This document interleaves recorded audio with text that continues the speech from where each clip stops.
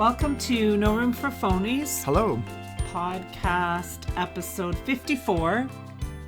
And it is parenting. parenting. I called it Avoiding Shame in Parenting. Okay. So that's what I called it. But before we do that, we're at the end of the year.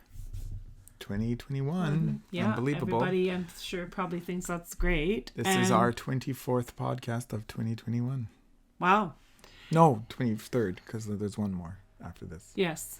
And December, the drink is mulled wine, and I am going to make some on Christmas Eve. Nice. A bottle of dry red wine and a quarter cup of brandy or orange liqueur. Nice. We have both. An orange peeled and sliced into rounds because you don't want the peel in because the peel is bitter. You don't want marmalade. No, you don't want marmalade. 8 whole cloves, 2 cinnamon sticks, and 2 star anise, and 2 to 4 tablespoons of sugar or honey or maple syrup. So you combine it all, and it says to never let it boil. Because then it forms that separation thing. And then 15 minutes or up to 3 hours, and then you can strain everything out of it and drink it, or you can leave it. So anyway, that's mulled wine, which we will be having. But if you look up mulled wine, like there's a million. I know, there's tons of recipes. I like the sound of this one, though, very much. Me too.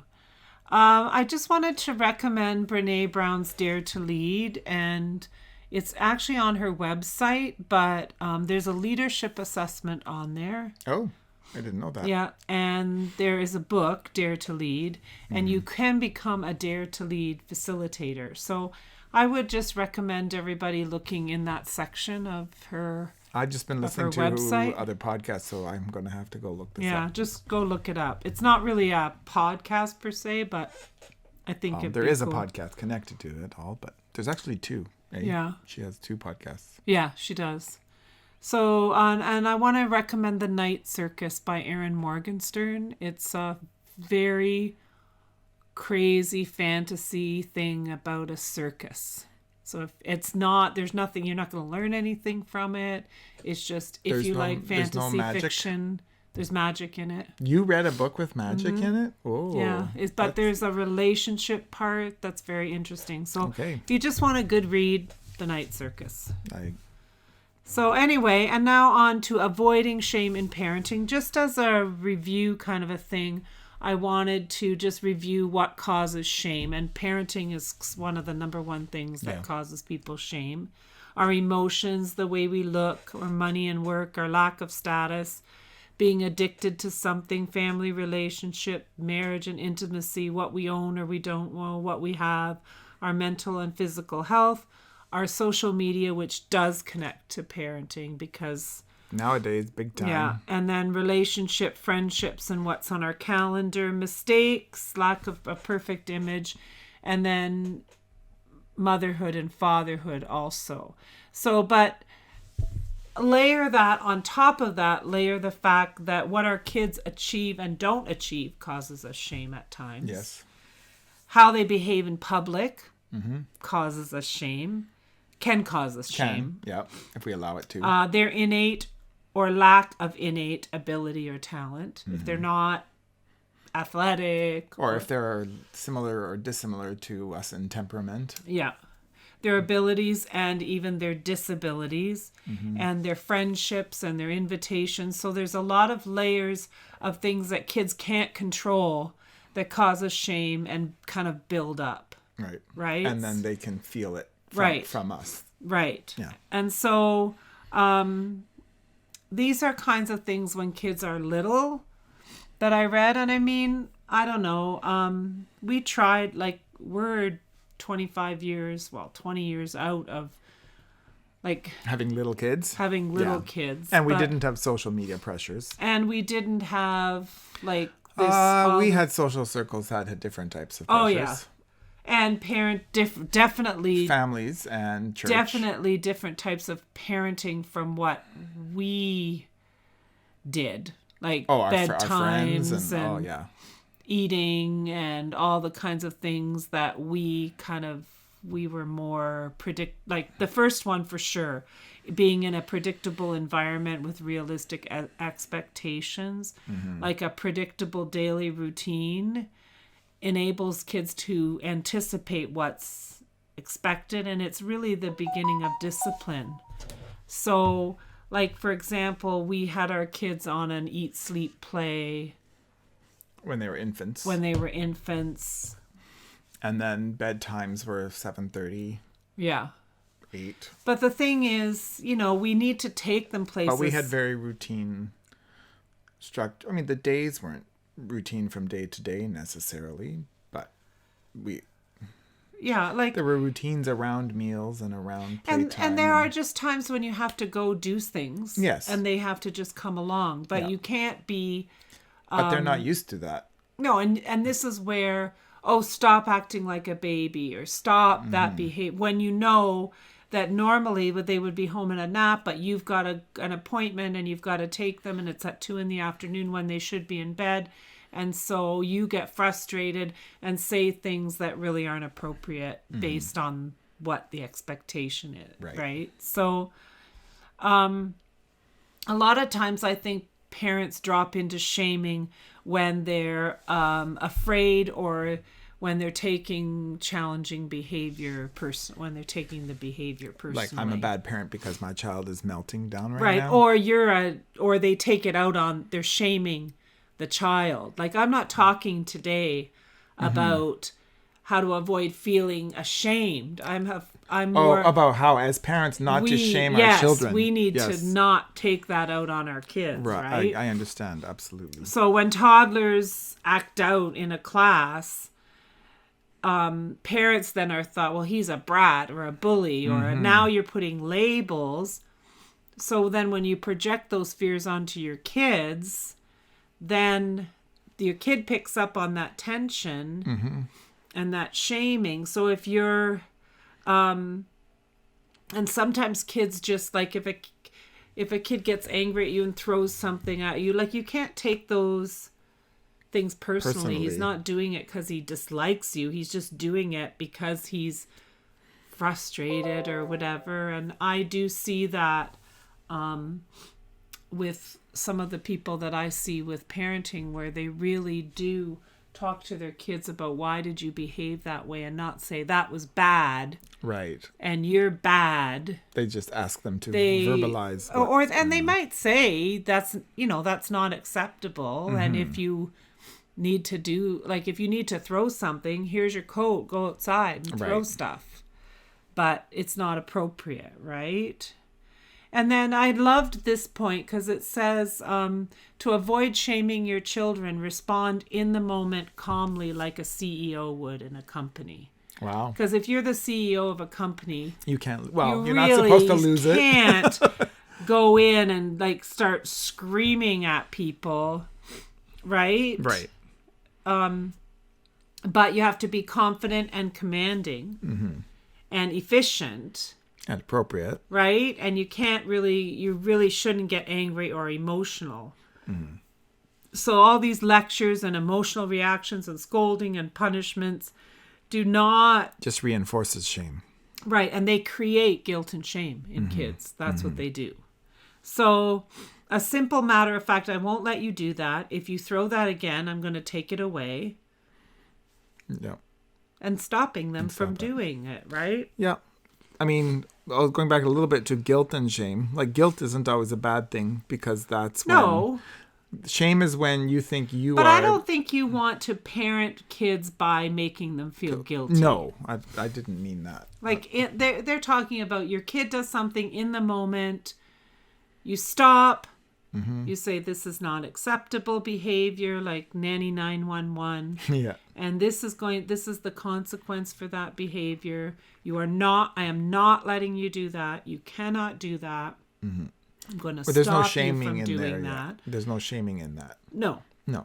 And I understand you're frustrated. I understand you're upset, but you are not doing that. And that's like when you see those shows like Nanny 911, it's much easier for her, right? Because she's not emotionally invested. And you saw the kid. And the parents in those shows are often like so insulted that their child is defiant. Or so ashamed of what's happening in their house that they can't even look at it they're frozen. They're frozen. Yeah. Which we've talked about, which we've been talking about in another course we're taking. And speak in the first person. That used to drive me crazy. Parents often get in the habit of calling themselves mommy or daddy. Like, daddy says, mommy says, don't do that. That's weird. Yeah. Mommy doesn't want Emma to hit the dog. No. I am telling you not to hit the dog. It is not nice. And well, that's kind of like patronized. I mean, if an adult said that to you, but it also removes you kind of from it. It's just a weird. It's not honest and it's not direct. No. So I like to, for me, I like to always be looking for that tiny moment when the child is going to do the kind, compassionate thing. Well, that was really kind. Mm-hmm. Ooh, was that kind? I don't think that was very kind. Yeah. And then they kind of go, oh, yeah, maybe it wasn't. Are you upset? Are you frustrated? What's making you act in this way that isn't very kind? Mm-hmm. I mean... Yep. And this person says no time out. Who? This author you've been reading? Time out of what? Time out of life. Like, she didn't believe in gimmicks. Well, I don't believe time out is a gimmick. It worked effectively for our kids. We just figured out how the time out was different. One child wanted to be with us, so time out was being away, and the other kid didn't want to be with us, so time out was being with us and quiet. But they're if a child misbehaves in a public situation, the child is usually indicating he's tired and there's no time out in a public place. No. So you just pick them up and leave. That's respectful, right? You don't let your kid... Well, if you or I are out together in public and you're starting to have a struggle or a hard time, I'm coming up to you and say, do you want to go home now? Yes. So the children should be afforded the same. Yeah, I think it's time for us to go, like, whatever. And then also, like, anticipating... Okay, I've been here for 2 hours, so at about 10 to the 2 hours, you start getting your child ready for the transition to going home. Mm-hmm. Because it really does make sense to go home from somewhere, wherever it is. I mean, occasionally in life you can't, a couple of hours. Right? And sometimes you can't, but then that's Holidays, the moment where you go, okay, what do I have in my bag of tricks? Yeah. You know, do I have enough snacks and water and something to keep them occupied? And it doesn't have to be a tablet, but something to keep them off. And consequences are... Well, I think the tablet is the default when people aren't prepared. They haven't packed a bag of tricks. Yeah. Or they just pack that because it's easy. Yeah. Right? Yeah. And I think you can avoid guilt and shame in parenting by just having logical consequences. Like if the food is being thrown, then mealtime is over. You're done. Yeah. And if they refuse to get dressed, then we're not going to the park. Right. If these are just all the logical consequences of what's going to happen. But it also doesn't feel like you're trying to manipulate or shame the child. And I'm not saying you never do that. Grandma wants this picture of our family and you're being crazy. I'm going to buy you something if you just sit, smile, so we can get this picture done. Yeah. Right? Like, there are moments for it, but I'm just talking about umbrella. This is really not how we do things. Yeah. We don't manipulate, whatever. Mm-hmm. And we shouldn't be disciplining kids for crying. Unless it's whiny, fake drama. Not whining, but crying. Well, legitimate crying. I mean, you can tell the difference between... Like, there's that mopey sobbing because they're not getting their own way. But they can express anger, frustration, confusion, exhaustion, I guess it's walking them through naming what it is. Because if they're snuffling and sniffing around and you just say, stop crying. No. But instead of say, okay, what is wrong? But even when a child is whining, you can't just say to them, okay, stop whining. You can't. You can't. What did we do for 20-something years? We did, but I think for me, like when I look at that, I would often say, can you tell me what you need? What is it that you need from me? Because you're whining. And then we can discover whether I can even give you what you need. Or are you just whining because you're tired or you're whatever? Mm-hmm. And sometimes I would say to them, you're whining, you're acting tired. So if you don't want to go to bed... It's not your bedtime, but you're acting whiny. If you don't want to go to bed early, then I need you to stop or tell me what you need. Mm-hmm. So it's all very and then unconditional love. We can't withdraw love or say, no, like, I'm trying to think of a line. Withdrawing our affection. Well, I'm not gonna no hugs for you because you're not. Yeah, no, that would be terrible. That's devastating. Yeah. Or the silent treatment to a child when they're not. Like, you can't withdraw affection because then kids grow to resent and distrust and dislike their parents and feel guilt and shame, and worse than that, their self-worth. So you can't do that. And this person says the most damaging of all relationships of trust are spankings, because it's violent. It's a predictor of violent behavior. So the goal is inner discipline, self-confidence, and joy in the act of cooperation. So I just think they quote studies about, and that it's not particularly respectful. I'm not a violent person, and I was spanked. No, I know. I know, but that's just how people did things. I don't know. But I wasn't spanked. But I wasn't spanked willy-nilly for every single thing I did. No. It was very much the most serious things, like telling a lie. Yes. Or hurting my sibling or something that I might get, which is ironic that I'd get spanked for hurting somebody, but it I think when you talk about it in terms of that, it's like, well, you've disrespected someone else, so I'm gonna I'm gonna make you feel like what it's like disrespected. Yeah, I mean, I don't think we wouldn't have done that that way, but yeah. So, but I mean, the thing is, spanking covers a lot of behaviors, right? There's a huge like the kid that's walking past the couch and the dad just whacks him because you're in my way. Yes, and I also think that a kid goes to touch something hot and you slap their hand is a lot different than a spanking. Yeah, but so, and I mean, I think most generally spanking is frowned upon. We avoided it. So if you want to avoid shame in parenting, you have to love your child and make sure that they know that no means no. Mm-hmm. But, in a kindness. Right. And if it isn't time to have a long discussion at that point, it's like no means no. And tomorrow we can talk about why and how you're feeling, how you felt about it. Mm-hmm. But right now it's no. Yeah. And that's different than saying because I told you so. Yes, because that doesn't help. No. So if you want to avoid shame in parenting, one of the things that I read about is letting children do things for themselves. That builds self-confidence. Building self-confidence. We want them to be independent. I mean, overall, that's the overarching goal. And try not to judge your children's choices. That's easier said than done. Yeah. Especially as they get older. Yeah, I'm going to talk about adult children in a little while, but... You mean later today? Yeah, today. Oh, okay. But, try to say, oh, you're choosing that over that. Like, if you give them a choice, let them make their choice. Right, yeah. And I mean, I used to say you can do this or this or this, and I think, oh, please pick two, please pick two, please pick two, but they pick one or three. And you made those offers. You gotta live with it, right? Yeah.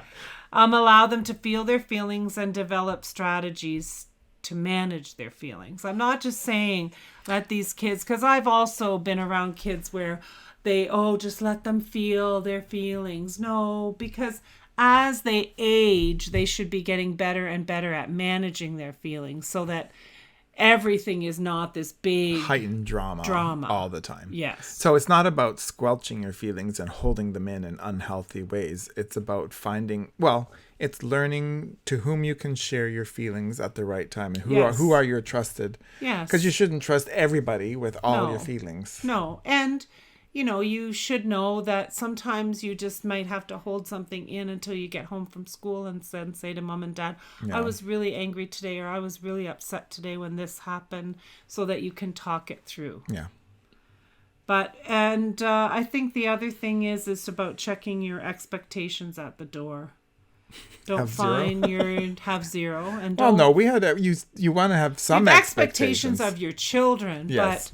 your expectations for yourself, like like you're not finding your joy and fulfillment in your children and what they're doing. You're just letting them grow and like develop. Those are the stories of the women who have a hard time with empty nesting because they have no more children to take care of. And also like that movie and also the perfect Facebook picture or whatever, and now I can't get this picture for like like life isn't about posing your kids so that you put them online and they look wonderful, right? Because those are just they're not even, we know that half of what's on Facebook isn't even true, right? And then if you don't get a first day of school picture 1 year, oh well. Make sure that you discuss instead of ordering or giving advice. And we've, we're kind of have talked about that. And then talking about your kids with other people. And like, as your kids get older, they'll know if you had this big discussion with grandma about me and my behavior. Well, how about you just talk to me? Or if you think grandma has some insight, send her over. But don't sit and talk about me behind my back. Right. Because it is disrespectful, and kids will feel ashamed. Yeah, like you have and they'll pick up the vibe that they've been gossiped about. Yeah, and not laughing at your child. Like cruel. Yeah. Laughing. And, everybody has to be in on the joke for it to be funny. Yeah. Like, I used to say that at school all the time. Well, we were kidding. Well, he over there is not laughing. No. So, I mean, that's where it's kind of sad. And the act your age line is probably the most shameful one of the most shameful ones you can use, right? Like, because, all of us at times feel vulnerable and weak or scared, and if you label it act your age, then you are going to feel shamed, and your self-concept would be wounded from that. I think so. I think it's definitely difficult to and this is where the shaming of boys starts. Be a man. Be a man. Big boys don't cry. And girls have, and this is all the body weight shaming. Like I made a post about that, right? All the body weight shaming and what it does to kids. It makes them suicidal. Yeah. And I mean, I think boys suffer from some body shaming. Well, more and more, apparently it's happening more and more. So, I mean, and I think that you need to have,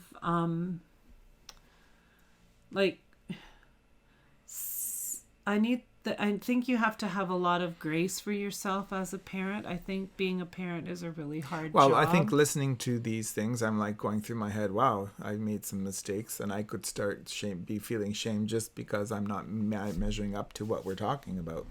Or that I haven't consistently measured up. I think what it is about mostly is that overall we're committed to giving your kids respect and space and letting them make mistakes and not, and guiding them in by, letting them think about their behavior rather than just saying that's wrong and you're bad. Right. Because it's not. It just doesn't help, right? But not also allowing, like we used to say, well, I don't, and when I'm with all these little kids that I spend time with, I don't want to just let them be bratty. No. Because I don't want them to have to be like that. Well, in life, it's remember the story in the book about boundaries, where the neighbor had he was an adult, but the 12-year-old boy was melting down about nobody wanted to play with him on the street, and he was miserable. And so he asked him, well, why do you think people don't really want to play with you? And he said, I don't know. And he said, well, I've been watching you. You were doing this, and you were calling that girl names, and you were, tapping on that boy's head. And so if you keep doing those things, people aren't going to like you. And the boy had never even, so right. And he said, but if you keep doing that, then that's how it's going to be for you. Yeah.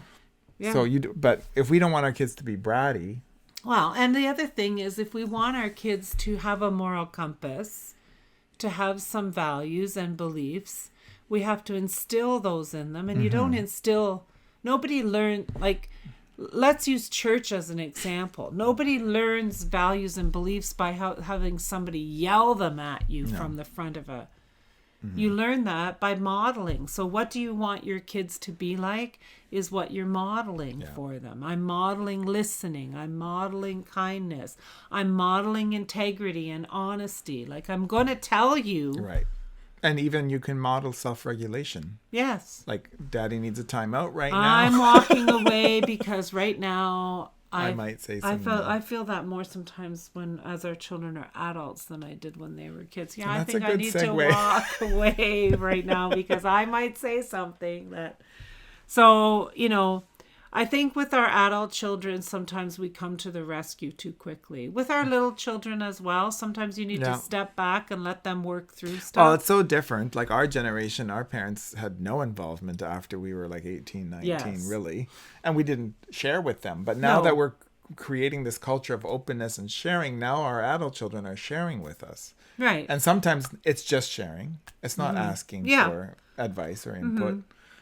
But that's where we come into the rescue too quickly. Yeah. Like, just sit back and listen like you would a friend. Yeah. I mean, right? Exactly, yeah. Because not everybody's always looking for a solution. No. And sometimes I'll say to my adult children, what do you need from me? And if they say nothing, then it's nothing. Yeah. I think that we have to be careful not to neglect our own physical and mental health. As parents. Because when we get overtired, when we're not physically up to the challenge, when we haven't taken any time for ourselves, that's when things fall apart. That's when we start the yelling and the da-da-da and you're this and you're bad and go to your room. But sometimes life circumstances are just overwhelming and you can't help it for maybe up to months at a time when you're... Yeah, and I think then you have to find ways to have a healthy outlets. Yeah, and be honest and just say, I'm struggling right now. And I hopefully you have someone in your life that, and I think for a lot of women particularly, it's really hard to say I'm struggling right now because as the a mom or expectation as a parent, is that you're supposed to be, and then you're ashamed that you're struggling, and then. It just circles. Circles, and you can't keep that kind of momentum up. At some point, you've got to say, I need a break. Like, I need some help here, right? And this is like in November, the Movember movement to support men's health and mental health is talking about the men who seem to be such altogether family guys and then they go and commit suicide. It's because they are ashamed that they haven't been able to hold it together. And they think they're failing and that they're weak. And I think it could be financially, but it could also just be... That's one of the things I think that I've learned to say to our kids particularly is, are you okay? Like, should I be worried? Are you okay? Yeah. I'm checking in on your mental health right now. So, we can't take the blame for our kids' struggles and failures, everybody, because then we start bringing a whole different emotion. We bring shame to the mix, our own shame, and then that layers shame. Now I've made mom and dad ashamed. Now there's no going forward. Now everybody's just ashamed and hit a wall. And then you can't move forward from that because everybody's just in this whatever. And shame, again, I'm going to say this again, that shame is linked to fear and also codependency. And I wanted to talk about that for a little bit, the whole idea of codependency, because I've seen it in people that I love and their relationships with their family, and they can't break out of that cycle of codependency, of just enabling that person to even to the point of physically hurting them and can't stop and say, this is wrong. You need to get some help. You need to get yourself figured out because I have to step out of this because I can't neglect my own physical and mental health for you. And I can't keep giving you money, and I can't keep doing this and doing that and doing whatever. I know.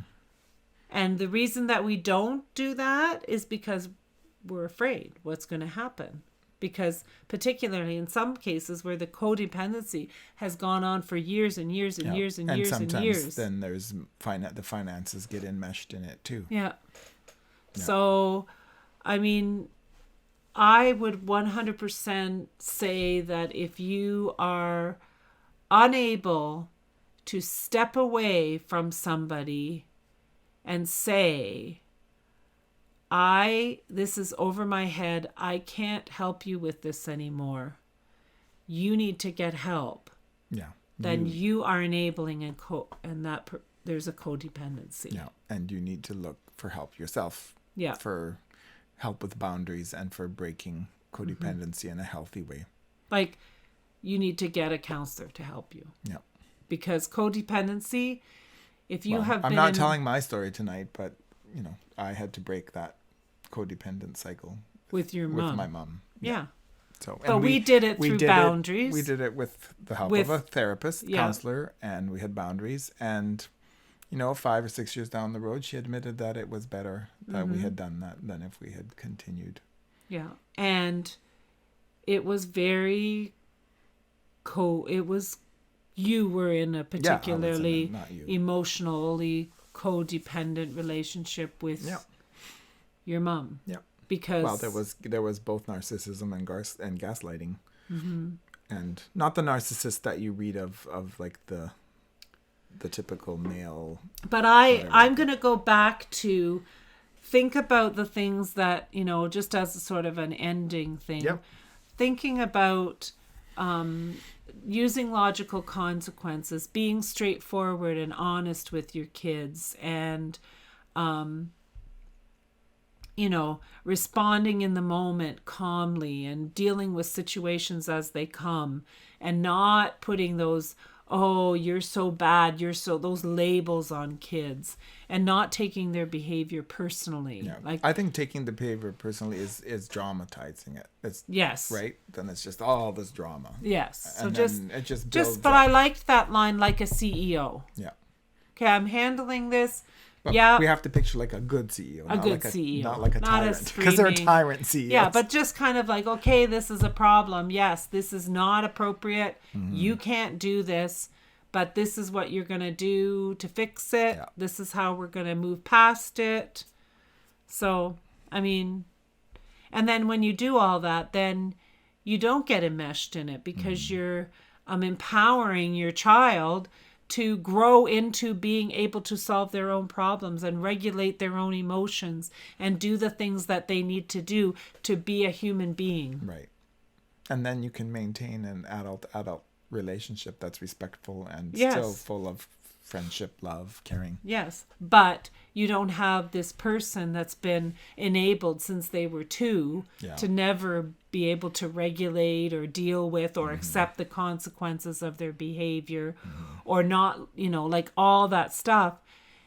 And if that think of what their behavior is like between 2 to 5. Multiply that times 20. Multiply by 1,000. 1,000. Right? Yeah. And now you've got a young adult who's doing with the 2-year-old, committing crimes and doing all kinds of stuff. I know that's extreme, but but it happens. Because if you can't control your child, control is maybe the wrong word. If you can't, direct, steer. If you can't help your child to grow up into a respectful, honest, kind. Oh, there you go. Raise a child in the way he or she should go. Right? That's what we're doing. Yes. Yeah.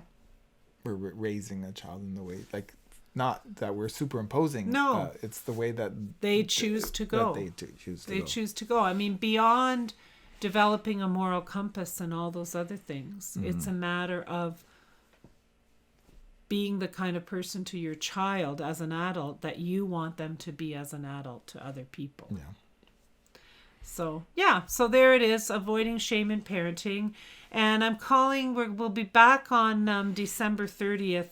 And I'm calling it Courage for Changing Times. That sounds just like what we're facing. Because I believe that the times are changing, and I believe we need to be able to be courageous in our conversations and our decisions and our ways of being people. Yep. In order to get through this. In negotiating all the changes that are coming our way. Inevitably. Every day, all the time. So, parenting is hard. Thanks for joining us for Avoiding Shame in Parenting here at No Room for Phonies. Please check out the website. NoRoomForPhonies.com. And the number on 4. all the social media channels. And I'm going to start promoting some of the things that are actually on the website. Yep. On social media. Not just the podcast. Not just the podcast, so that you can see like some of the other projects that and some of the there's some really, really good recipes on there and things to make and do and think about, and gardening. I mean, gardening not right now because it's pretty wintry out there, but actually it's not wintry right now. But anyway, so check out the website. Thanks for joining us for No Room for Phonies, Avoiding Shame in Parenting. Good night.